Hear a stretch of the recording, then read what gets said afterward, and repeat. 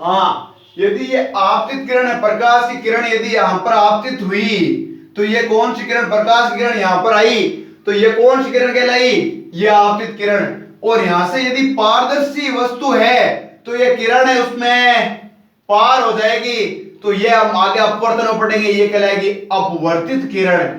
अपवर्तित किरण क्यों कहलाएगी, क्योंकि ये यहां पर आपतित हुई उसके बाद में आगे की तरफ निकल गई।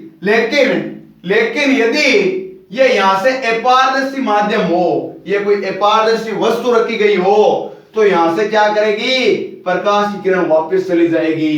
प्रकाश की किरण है वापस चली जाएगी, तो इसे क्या कहते हैं, वापस जो जा रही है उसे क्या कहते हैं भाई, परावर्तन के पश्चात जा रही है तो इसे कह दिया परावर्तित किरण। क्या कह दिया, परावर्तित किरण। और ये जो एक खड़ी रेखा है इसको क्या कह देते हैं, हमें इसको कह देते हैं अभिलंब। अभिलंब। तो सबसे पहले परावर्तन के लिए अपारदर्शी वस्तु या अपारदर्शी माध्यम का होना जरूरी है, अपारदर्शी वस्तु का होना जरूरी है।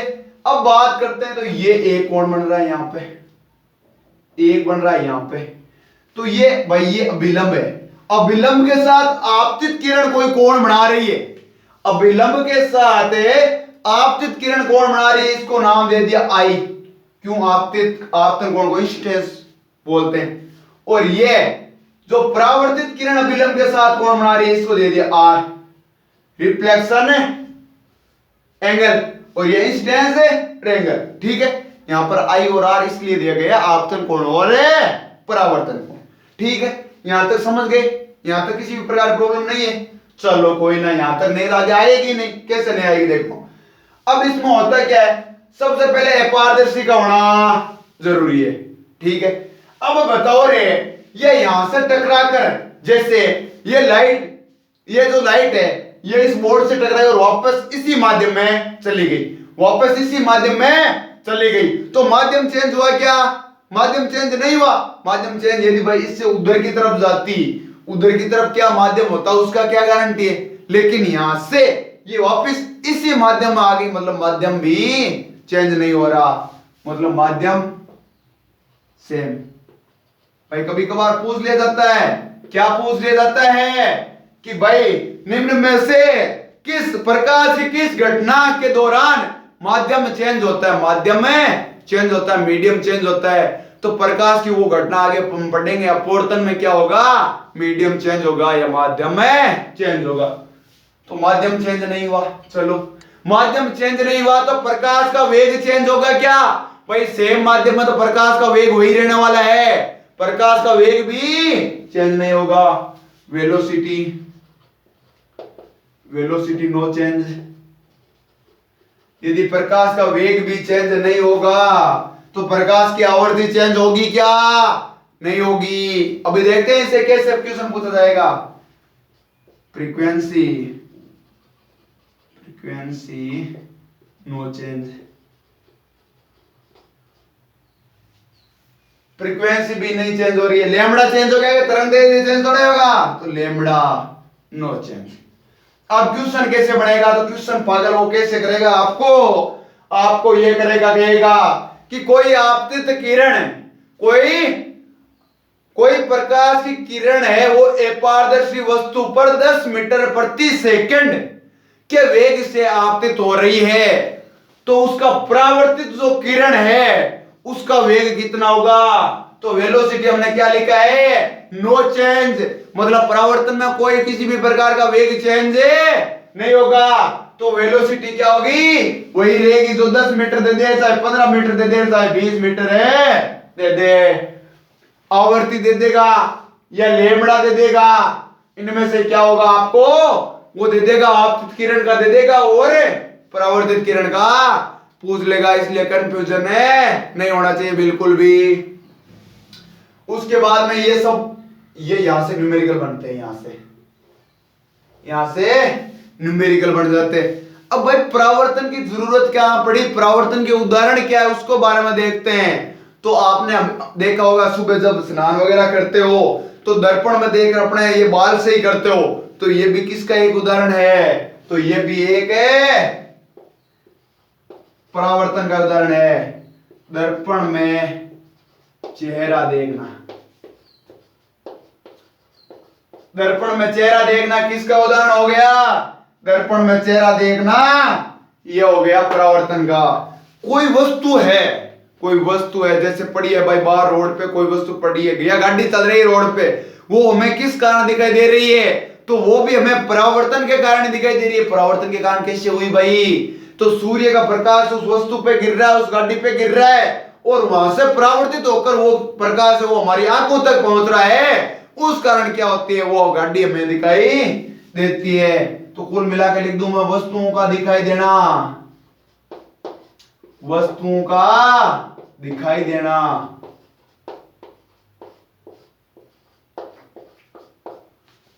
ये एग्जाम्पल है भाई। नॉर्मल देखो, ग्रहों का दिखाई देना तो वो वस्तु में आ गया। ग्रहों का दिखाई देना या ग्रहों का चमकना।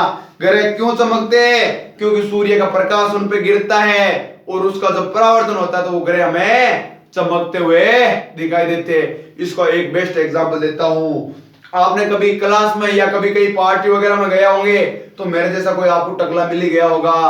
टकला यदि टकला हो और फिर उस पे क्या हुआ हो, पूरा एकदम तेल लगाया हुआ, एकदम चिकना, एकदम चिकना, तो चिकना होगा तो वो पूरे एकदम पूरी पार्टी या पूरी क्लास में अलग ही दिखाई देता है। क्यों दिखाई देता है? क्यों दिखाई देता है? क्योंकि उस पर क्या हो रहा है? प्रकाश गिर रहा है और प्रकाश का परावर्तन कुछ ज्यादा ही हो रहा है। उसी कारण होता है ना, वो थोड़ा सा कोई व्यक्ति यदि अलग करके जाता है तो वो क्लास में हाईलाइट हो जाता है। उसी कारण होता है वो। क्यों? क्योंकि ये भी एक परावर्तन की घटना है। किसकी घटना है? परावर्तन की। क्योंकि वो जो अलग करके गया वो परावर्तन की वजह से आपको दिखाई दे गया। यदि परावर्तन नहीं होता तो वो आपको दिखाई नहीं देता, दिखाई नहीं देता। तो दर्पण में चेहरा दिखना, वस्तुओं का दिखाई देना, ग्रहों का चमकना या दिखाई देना, ये सब किसके उदाहरण हो गए? परावर्तन के। स्क्रीनशॉट लेना चाहो तो भी ले लो। यदि ले लिया तो आगे बात करें।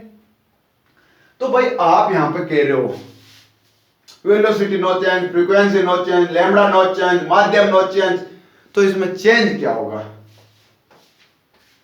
तो इसमें चेंज होगी प्रकाश की तीव्रता, इंस्टेंट ऑफ लाइट, प्रकाश की तीव्रता। तीव्रता क्यों चेंज होगी रे भाई? तो आपने एक चीज देखी होगी, क्या?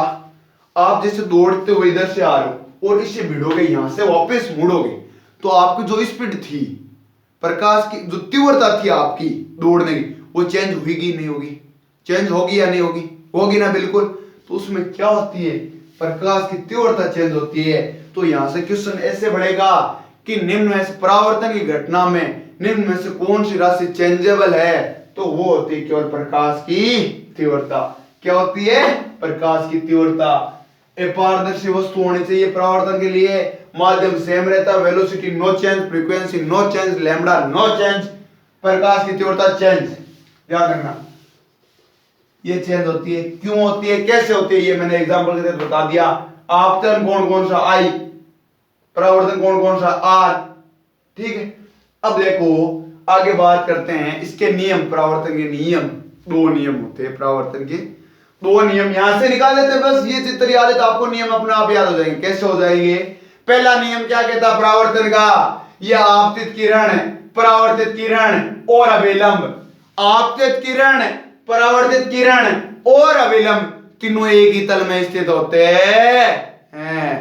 तो ये क्या कह रहा है? फर्स्ट नियम, ये फर्स्ट कह रहा आपतित किरण है, इंसिडेंस रे, परावर्तित किरण है, रिफ्लेक्टेड रे, एंड नॉर्मल, और अभिलंब है, और अभिलंब, तीनों एक ही तल में होते हैं। है या नहीं है? बताओ साथियों, चित्र से आपको पता चल रहा नहीं चल रहा? तीनों एक ही तल में होते हैं। आपतित, परावर्तित और अभिलंब तीनों एक तल में हो गए। दूसरा इसका नियम है, वो क्या कह रहा है कि कोण आई बराबर कोण आर। ये इंपॉर्टेंट है, यहां से न्यूमेरिकल बन जाता है। कोण आई बराबर है कोण आर। कोण आई का मतलब आपतन कोण और कोण आर का मतलब हो गया परावर्तन है, कोण रिफ्लेक्टेड, रिफ्लेक्शन है, एंगल। परावर्तन कोण कौन सा हो गया? आर। रिफ्लेक्शन है एंगल और इंसिडेंस एंगल हो गया, यह हो गया आपतन कोण। मतलब कुल मिला के कह दूं मैं, आपतन कोण बराबर है, आपतन कोण बराबर है परावर्तन कोण, आपतन कोण बराबर है परावर्तन कोण। यहां तक किसी भी प्रकार की प्रॉब्लम नहीं होगी मेरे हिसाब से। अब देखो यहां से क्या चीज समझ में नहीं आ रही है, फिर हम आगे की बात करते हैं। और रही बात ये नियम भाई, परावर्तन के जो दो नियम है ये कहां कहां पर लागू होते हैं, तो ये चाहे गोलीय दर्पण हो और चाहे नॉर्मल दर्पण हो, अपारदर्शी वस्तु होनी चाहिए कुल मिला के, वहां पर ये लागू हो जाएंगे। भाई ये क्यों बता रहे हो, तो एक बार शायद 2011 का रीट था, उसमें क्वेश्चन आया हुआ था कि निम्न में से परावर्तन के नियम लागू नहीं होते। क्या था, नॉर्मल दर्पण, गोलीय दर्पण, एक कुछ ऑप्शन और था, और चौथे में लिखा था इन सभी पर, इन सभी पर। नॉर्मल दर्पण, गोलीय दर्पण, अपारदर्शी वस्तु कुछ था एक ऑप्शन तीसरा, और चौथा लिखा हुआ था इनमें से ये सभी, इन सभी पर। तो उसमें क्या होता है, लोग कंफ्यूजन हो जाते हैं कि नॉर्मल दर्पण का सिखाते हैं, क्योंकि सिखाते ये नॉर्मल दर्पण का है और गोलीय दर्पण पे लागू हो रहा है नहीं हो रहा। गोलीय पे एक कंफ्यूजन ये भी हो जाता है कि यार ये गोलीय दर्पण है, यहाँ पर प्रकाश की किरण आ रही है, तो ये ऐसे तो नहीं निकल जाएगी ना, इससे नहीं निकलती है गोलीय दर्पण पे, ध्यान रखना है। गोलीय दर्पण पे विवर्तन की घटना नहीं, पहले परावर्तन की घटना ही होगी। पहले कौन सी घटना होगी, परावर्तन की। तो ये चाहे गोलीय दर्पण हो चाहे कोई सा भी दर्पण हो, परावर्तन की घटना तो दर्शाएगा, परावर्तन की घटना तो दर्शाएगा। इससे आगे नेक्स्ट क्लास में बात करेंगे हम विचलन कोण की, विचलन कोण की। थोड़ा सा यदि समझा दूं मैं विचलन कोण क्या है, तो भाई नॉर्मली ये किरण आ रही थी, ये आ रही थी, तो ये सीधी निकलनी चाहिए थी, सीधी निकलनी चाहिए थी, नहीं निकलनी चाहिए, लेकिन ये सीधी ना निकल कर यहां तक ऐसे निकल गई, ये ऐसे निकल गई। इसने तो माध्यम ही चेंज कर लिया, यार बेवफा सनम निकली, इसने तो बॉयफ्रेंड ही चेंज कर लिया। तो ये क्या हुआ, ये यहां से जो यहां तक का कोण है, ये यहां से ये थीटा, ये जो भी देना चाहे, तो ये कौन सा कोण है, ये है विचलन कोण। इसको नॉर्मली कभी भी डेल देते हैं, कभी थीटा दे देते हैं, उससे अपने को कंफ्यूजन नहीं होना है। इसने तो क्या कर लिया, माध्यम भी चेंज कर लिया, और माध्यम चेंज कर लिया तो ये कोण बना, ये क्या कहलाया, विचलन कोण कहलाया। इसके बारे में कल विस्तार से चर्चा करेंगे।